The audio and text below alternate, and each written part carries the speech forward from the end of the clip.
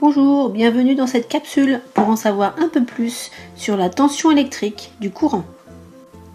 Au même titre que l'analogie que l'on peut faire entre le débit d'eau de cette chute d'eau et l'intensité du courant électrique, on peut en faire de même en constatant la différence de hauteur entre le haut et le bas de cette chute d'eau et la différence d'état électrique entre la borne plus et la borne moins de cette batterie.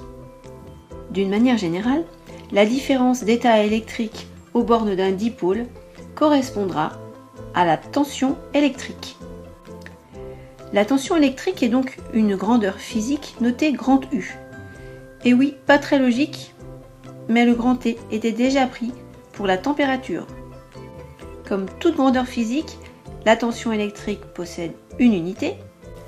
La tension électrique se mesure en volts, noté grand V. Quel appareil de mesure allez-vous utiliser pour mesurer la tension électrique? La tension électrique se mesure avec un voltmètre. Les multimètres visibles sur cette photo seront donc utilisés avec les réglages adaptés à un voltmètre. Le schéma normalisé du voltmètre sera un V entouré d'un cercle.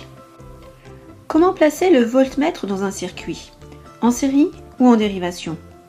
Le voltmètre doit être branché en dérivation. En effet, il mesure une différence d'état électrique entre les bornes du dipôle. Ici, la tension électrique mesurée par le voltmètre aux bornes de la lampe est de 3,78 volts. On écrit donc grand U égale 3,78 grand V.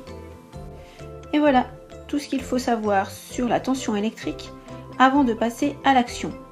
Alors pour utiliser le multimètre en voltmètre, il faudra vous référer à une autre capsule.